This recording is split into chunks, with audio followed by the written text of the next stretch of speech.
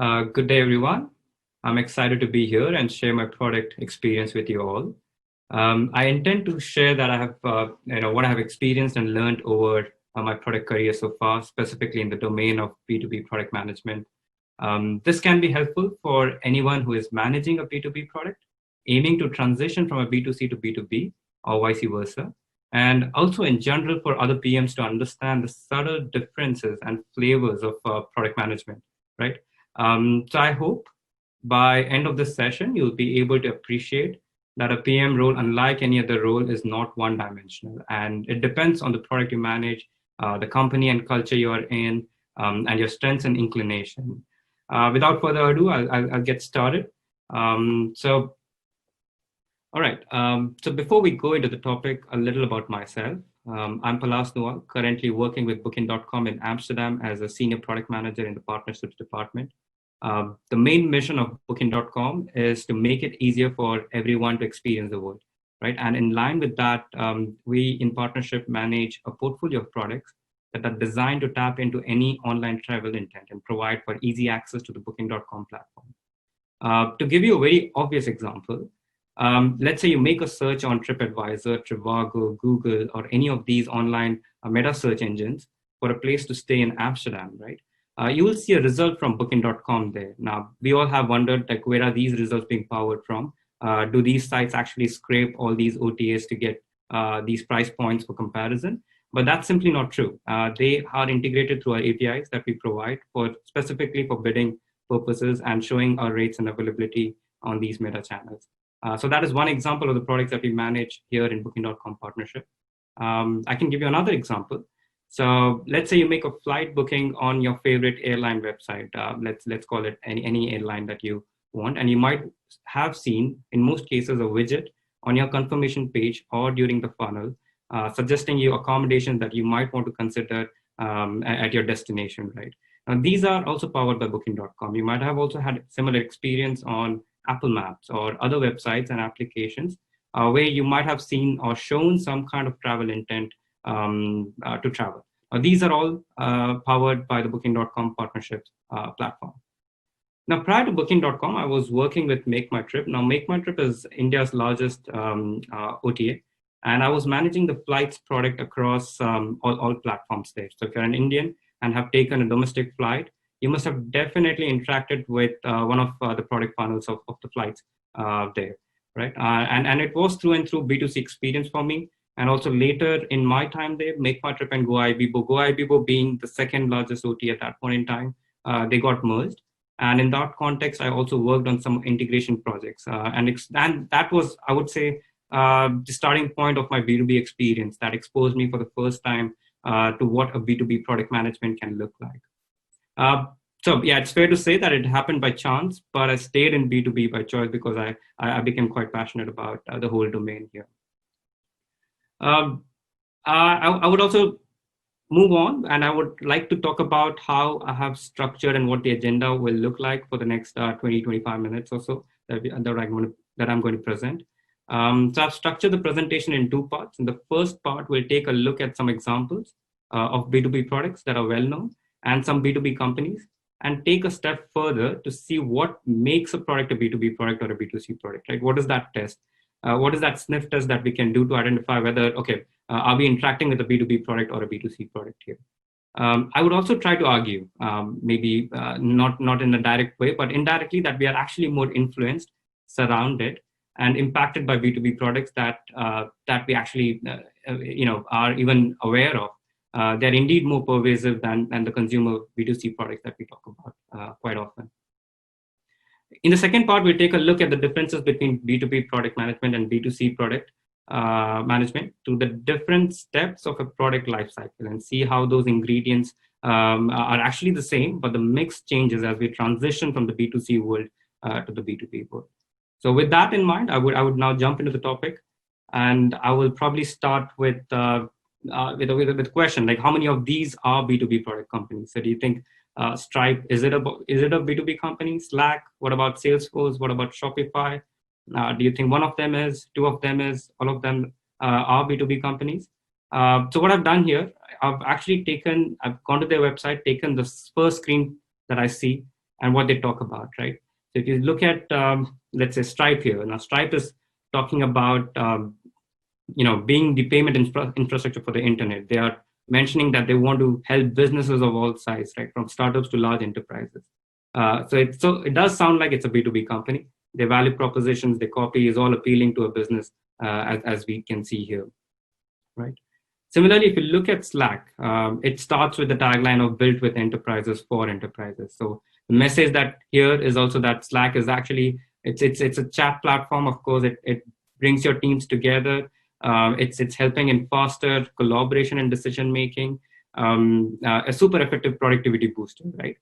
So it's again appealing to the business here, that hey, if you use the software, if you use the application that we have, if you use a product that you have, your teams can be much more effective, and your decisions can be much more faster. All right. Salesforce, similar. They're talking about driving your business forward. As we all know, it's a unified CRM platform. So definitely, it's a B2B platform that we're talking about, and a B2B product that we're talking about. Again, the value propositions are quite clear. They're talking about how you can drive your business forward through a unified CRM. How you can unite different teams around your customers and so on. So the messaging is quite clear. They all, by look of it, does sound that they are a B2B company, and yes, they are. The last example in the slide that I have is of Shopify, and the story is the same here as well, right? They're talking about building an online business, no matter what business you're in. So they are also appealing to the business community, the business owners here, if you want, and can we help you accelerate your success and growth story as part of that. So that's those were the examples. So the answer actually is all of those companies that I showed are a B2B company, but then still we are left wondering what exactly makes a B2B company B2B. Of course, we went to the website. We have a sense that it's making sense.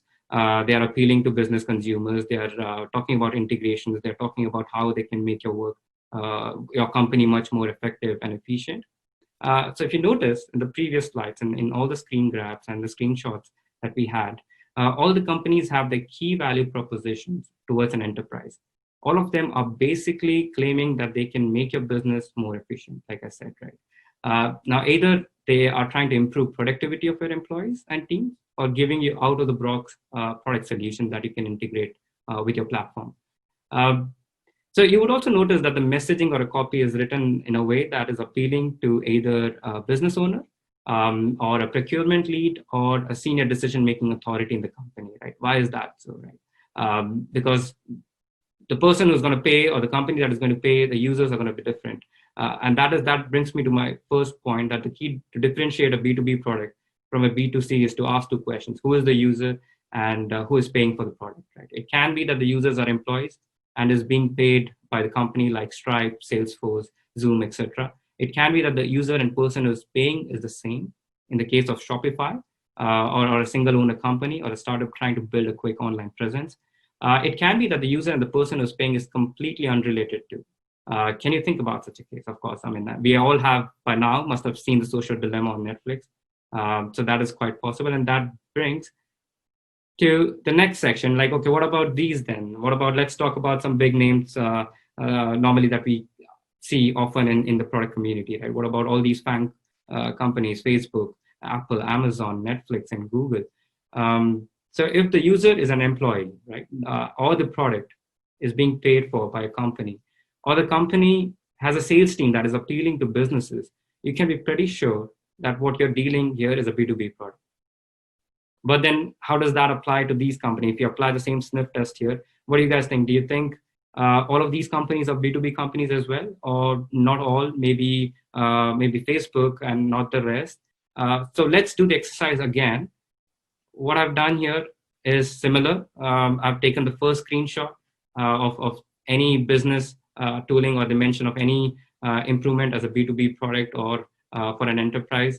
So Facebook has a whole section which talks about developer tools, talks about products that they offer to businesses. It primarily focuses on how you can improve your scale across the FB platform and enhance your customers' experience there, right? So clearly, Facebook does have a B2B part to it, which is not quite obvious as we just interact with the Facebook as we know it, right? Similarly with Apple, if you go to Apple, you see a whole section that talks about Apple for work. I'm using my laptop, which is basically a MacBook provided by the company, right? But still, it has multiple tools, multiple productivity tools that is provided and powered by Apple here. So Apple does have a section that can talk about B2B and can actually be considered as one of the biggest B2B companies. Amazon. Now, Amazon, we know about the AWS and the cloud infra, which is clearly a B2B part and B2B segment that they have. But even the Amazon.com, as we know it, has tools, applications, and product to onboard new sellers on their platform, right? So it does have a B2B arm and B2B element involved to that as well. Netflix can be tricky, and in my opinion, if I put that sniff test to be applied here, it probably is heavily towards B2C still. You pay for what you use. Of course, they team up with other media companies to create content, but their online product is still B2C. I hope it remains like that. I'm too already too scared of seeing ads the way it is on YouTube. So I hope Netflix stays the same, right? And it remains a B2C company as well. Google. Now, Google is known for Google Search, Google Maps, but if you actually go deeper, it seems like it has a very strong B2B offering. Now, they have a whole portfolio of products that are targeted towards business, from advertising to reputation management to growth, etc. And they have a very huge teams actually working behind these B2B products. The major source of revenue is through the ads that they do, right? So definitely Google has a special focus for the B2B products that they're working and building on. So apart from Netflix, I think the rest of the company can be classified having a B2B present or having a B2B product line that they offer to enterprises and businesses. So these are companies. The point that I'm trying to make is it's not that they can be classified truly as a B2B or a B2C, but there's a whole spectrum here, right? They fall under a mix, and probably there are multiple tests that we can apply, but one of the quickest tests that I said is to look at who is paying for the product, right, and who is using. And based on the answers to those questions, you can be very clear and certain about what kind of product you're interacting with or working with. Now, that is all good. You might be wondering, yeah, now I know what a B2B product is. I know which company operates in the B2B space, which company doesn't. But the question is, okay, what changes, right? As a product manager, as someone who has been doing product for a very long time, what changes for me? What matters, or why does it matter to me if I'm working in a B2B product or a B2C product, right? Now that brings us to the second part of the session, where I'll take you through the classic product development cycle and share some of my experience and how different stages differ based on what kind of product you manage. All right, so we have all seen this classic flywheel, the usual ideation, prioritization, execution, test, launch, grow, and then the cycle repeats itself again, right? So this is the classic product development cycle or the agile way of working that we all are aware of. So what I'm going to do is, in my subsequent slides, I'm going to explore each step in more detail, taking a look at what factors play a dominant role in each step, and how does that actually look for a B2C product versus a B2B product, okay? So the first one, like I said, ideation. Now, ideation, there are multiple sources where a PM gathers input. The problem can come from anywhere, right? It can come from the data that you're looking at. It can come from the field. It can come from direct customer feedback or the research that you've done. It could be from the competition.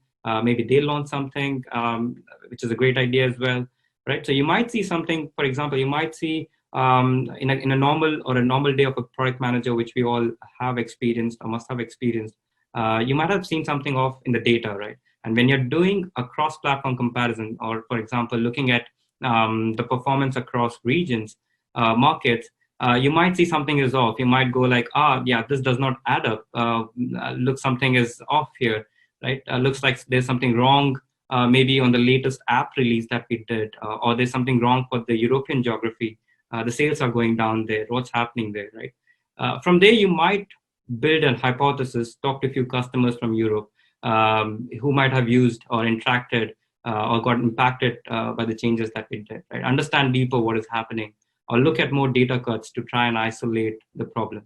And from there, we then build the next test or decide on what to build next.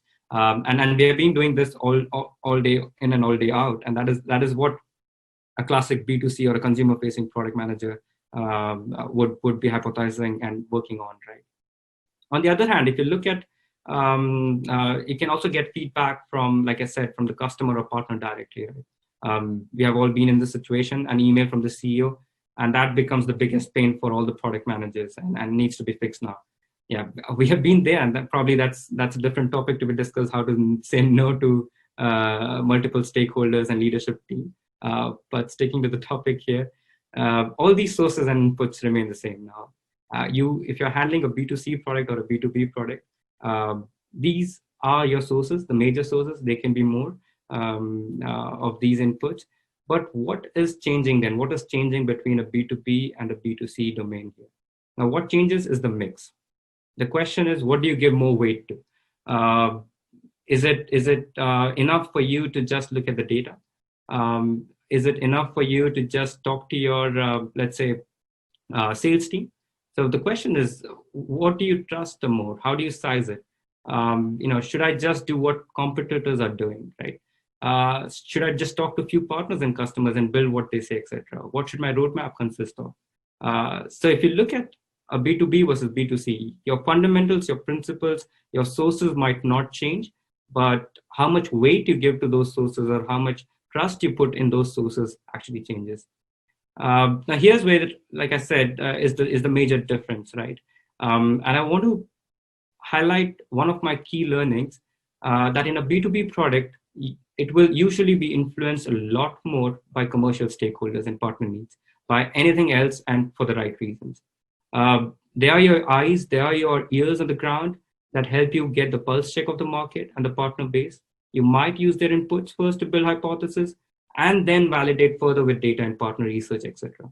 Now, the reason why this is important is because for the success of a B2B product, the collaboration between product and commercial becomes super important. I just can't stress enough on this point. Many PMs who make a transition from B2C to B2B find this aspect the most difficult. They feel that they're not in control, and rather than being collaborative, they start closing their doors on all commercial feedbacks, trying to say no, which is a good thing. You have to say no more often than yes. But actually, sometimes this proves counterproductive for the product growth and adoption. You'll quickly find yourself that commercial does not know what they're selling, and you don't know what you're building or why partners don't use it. Why is the adoption low? So instead of actually, what you can do is bring in a little bit of that product mindset to the table and to the commercial organization. Help them size the opportunity in the right way. Help them introduce the agile way of working. Like, how do we test? How do we go to market quickly with this? And how do we get feedback quickly on this? Explain what data they can look at to validate this need further, rather than just saying that my partner asked for it, right? Now, working with other regions and helping them look at bigger picture could be one idea. How the new product caters to or does not cater to other markets. So it's basically, rather than breaking that collaboration, you need to work more closer with your commercial stakeholders, right? And I can tell you from my past experience here that all organization or all companies, all product companies that are in the B2B space are actually designed in a way that they create a tension between commercial teams and product teams, right? And it can be healthy, it can be unhealthy, depending on how you look at the situation and how do you manage it. Now, the tension by design, what I mean is, if you always look at the number of commercial people, product people, it will be skewed, right? And you might find yourself in a situation where hundreds of people are shouting at the PM to get their feature out, or what is needed by their partner is the most important feature, right? That is why one of the important skills that I want to share with you, which we all have, and being a product manager, which we all have, is we have the ability to navigate that chaos and manage expectations with stakeholders right from day one, right? But this becomes even more important. This becomes super important in a B2B setup when you're handling such a wide variety of stakeholders having different priorities, right? Um, so what I do and what I have found useful in the past is doing some kind of a vision setting or a product strategy that is aligned with at least with the key stakeholders that you're working with or at the leadership level that you're working with. Now, you might argue, right? Yeah, having a strategy, having a vision, it's okay, but it doesn't add much, right? You're not going to achieve everything that you mentioned in your strategy. That's fine. Most of the strategy documents or most of the product strategy, it's not about getting that 10x impact that we talk about.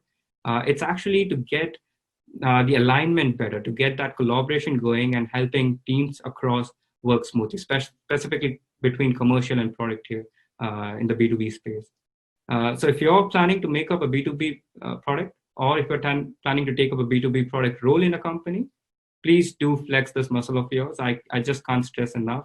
This is one of the key factors, and this is one of the key areas that I've seen other product managers not do so well when they make a transition, right? So yeah, I would say from the ideation topic, try to work closely with your commercial counterpart. Try to get the alignment going. Don't shut them off, and make sure that you work together and bring that product mindset to the table whenever you're discussing something with them. The second part is prioritization in the cycle. Now, similar to the ideation phase, we have different parameters that we use to prioritize a roadmap, right? And we have all done that. We need to plan our next sprint, next 2 sprints, and then also look at the quarterly map, look at our roadmap for the year, and at the same time also do the next year planning that we need to work on, right? We base it on impact. We base it on different things like ROI, alignment with the company strategy, or time-sensitive legal requirements that we have to do, or there is a compliance issue or something like that. There are various models, scoring mechanisms, etc., that we have evolved and developed that people use, that product managers use. I have my own, and many PMs have built their own mechanism of how they prioritize their roadmap, right? Again, the point that I'm trying to make is the core, the fundamental, the product management principles don't change between a B2B and B2C. But what is going to change as a PM if you have to prioritize, and how you consider all these parameters. What changes is how you give weights to these parameters or importance to these parameters, right? Or how your team and extended stakeholder community think about these parameters. What is more important to them? Now, one of the biggest factor that plays out in a B2B world, and not so much in the B2C world, if I may, is the concept of deal breaker. Right now, what is a deal breaker? Simply put, it is something your commercial head comes to you and says, look, if you can't have this feature requested by that particular company by this quarter, we'll probably lose millions of dollars, and we'll probably lose our only chance to have cracked the biggest deal of this year, right? And how do you handle that situation? You try to argue, you try to reason. You might say that, yeah, but this feature will not add much value to the end customer or company. You say we'll have to drop what we are doing to make this happen. You also argue that this would mean a complete change in the direction in how we do things. It's not scalable, blah, blah, blah, right? And that's not going to work out. We have been, at least from my experience, I've been in multiple such situations where such a deal breaker comes in, and then you have to completely change it. Now, that's not a failure. Changing your roadmap based on requirements is not a failure, but it might come through as you're not in control, right? You might have concerns on what do you say to your tech team? How do you ask them to pivot? How do you convince them that no, we're going to work on this bigger priority suddenly because something happened on the field, the market changed or something? It becomes a very tough conversation to have, at least with your tech counterpart, on these changing priorities. Over time, I've also found that there is a way out. I mean, it may not be perfect, but it helps me a lot, is to allot certain time in your roadmap for such ad hoc deal breakers. So what I do is I actually keep X percentage of my roadmap specifically for these deal breakers, right? So I can guarantee you, based on the experience that I've had and the growth that your company is, or the product that you're working on, if you're not having one of these deal breaker kind of partnerships happening once in 6 months or once in a quarter, it is highly likely that you will see something of that sort in the B2B world happening quite more often. Right? So the way out that I have figured out is you make it explicit. You make it explicit in your planning. You make it obvious to all the leadership team that you're allocating certain percentage of your roadmap, of your sprint for such deal breakers. And if nothing comes our way, we'll either use that time to move on to the next priority or use it for tech and other optimizations, right? Now, this agreement with commercial and LT is super important. And trust me, this saves a lot of headache. Over time, I've seen how this has smoothened things out. And we use this bandwidth as a flexible buffer against different things, right? So it's important that you plan this in your roadmap. You keep some percentage of it out for such deal breakers if you're trying and planning to get it running in a B2B setup. In a B2B setup, usually one of the value is also customization at scale. Right now, I want to touch upon a little bit on that because you might argue that, yeah, but then this goes against all the prioritization that we did based on ROI, based on strategy. Suddenly there is a bigger deal and then we have to work. It wasn't part of the plan, right? You might also feel that you're doing something that the commercial is asking you to, and you're not in, like I said in the beginning, you're not in control of the whole situation. Now, as a person, as a product manager in a situation, you need to be okay with that, vulnerability. You need to be okay with that situation and make peace with it. And this is not about just doing whatever commercial is asking you to. It's you might feel that it's not a scalable thing, which are valid feelings and concerns, and that depends on the nature of the deal we are talking about, right? Also, it depends on the key values and principles that are defined in your tech team and company. So like I was hinting towards, in a B2B setup, one of the values that you will see over time in a mature product company is to customize at scale, right? You cannot have a generic solution that works for all businesses or all markets. So at some point, you'll always have to look at ways that will allow for such customization that does not require a lot of development effort. So you can only manage this in a way that it does not disrupt everything that you're doing. And one of the ways that I've seen work is by giving some percentage allocation in your roadmap or sprint that you work with based on your experience on how frequent such deal breakers come in or from your commercial teams as well. So that was my suggestion for prioritization. And if I move to the next one, which is execution and testing, the next stage of the product development here. So again, here, I would emphasize that there are differences on how you test a new feature or product or how you bring a new product to the market. It is usually not super easy to do a controlled experiment like you do in a B2C environment. In B2B enterprise products, doing an experiment has its own constraints. Many times you can, but I would say it depends again on the nature of the B2B product that you're working on. But majority of the B2B products, doing an experiment there becomes a little tricky, and the results to be conclusive, you need enough data to make a decision there.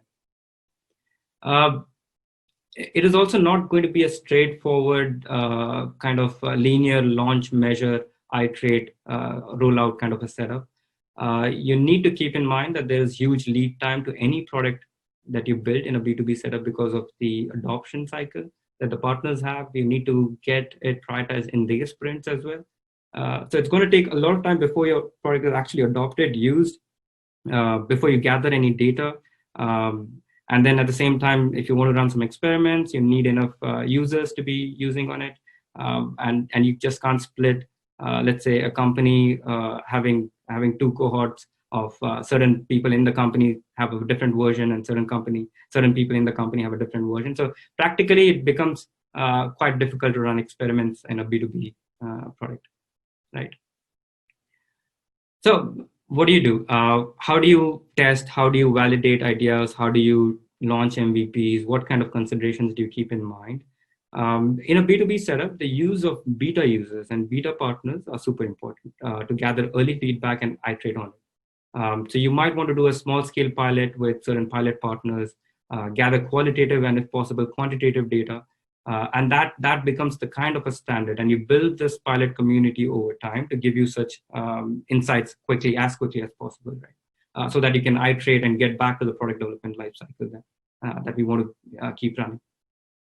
So if you're getting into B2B again, or if you're transitioning from a different product role to a B2B setup, please make sure that you build this beta community for quick testing. It needs to be of partners who are super engaged, who are quick to adopt, quick to give feedback for mutual benefits and so on. So keep this in mind, that testing is not going to be straightforward and simple. You need to have your way around. You need to put in that extra effort to build that test community, or a community that can give you feedback, or the partner base that you can pilot with certain things, right? So another key major difference, which is the biggest bubble here that I have mentioned, is the debate on long-term gain versus short-term gain. Now, we usually have a bias for long-term gain and would play the long game in B2B. We try to increase the lifetime value of partnership rather than looking at small-scale iteration. And the reason why this is important is because the product life cycle of a B2B product is also longer than a B2C product, right? So whatever you build in a B2B world stays longer. And that's because of contractual and high lock-in costs that the partner puts in, or they invest in, right? Now, this is also a key difference to keep in mind between the two domains. So you need to keep in mind that there is going to be a high lock-in cost. So what you built is going to stay long. It will be extremely difficult to change that. It will be extremely difficult to have the partner adopt a new version of your API, let's say, or a new version of your product, let's say. And hence the testing becomes even more difficult. So if you're trying to build something new, make sure that you have the B2B partner community that can give you quick feedback. Make sure you are clear on your go-to-market strategy. Make sure that you have these short-term, long-term debates on what you want to do, why you want to do, how easy will it be to iterate, not iterate. These things become super important and different also from the B2C world that we look at. The final part in that cycle, and I'm clubbing a couple of things here together, is about metrics and decision making, right? Now, and as an extension to what we have discussed in the previous slides, the key decisions on the future of a product predominantly depends on the partner feedback and the informal calls that you might have with them in the B2B world. Now, other factors such as commercial, partner surveys, data, your North Star might aid in that decision. But the final decision is usually from what you hear. So if it doesn't work for the partner, then it does not. And now that is why it is also important to co-create the product with the partner and involve them early in the design and planning phase itself. So rather than just involving the partner or your enterprise for whom you're building the solution in understanding the problem, you should also try and involve them in the solutioning phase as well. Now, in booking, we do a lot of these design sprints and tech discussions with our partners directly. Right? So there are multiple sessions that we do with different kinds of partners to understand what works for them, what doesn't work for them. Right? Now, I've seen over time that this helps in building the relationship with the partner. This helps in building the right product. And the chances of your product getting adopted is much higher, and it increases manyfold. So no matter what kind of feedback or what kind of data you're looking at, it becomes super important how your partner feels about it, right? And are you building the right thing, keeping in constraints the mind that the partner might have in it, right? So it's important that you involve them in the solution phase if you want some kind of quick adoption for your products. So that was my time today and the topic that I wanted to cover. Thank you very much for listening. I hope this was useful, and I hope some of you might have more clarity on what are the subtle differences and similarities between a B2B and B2C product. And if you're planning to switch, you might want to change your approach a little bit, not too much, but just keeping these things in mind can help you become a successful B2B product manager. So I wish you all the very best. Hope to see some great products being churned out. And thank you. Happy to take them. Thank you.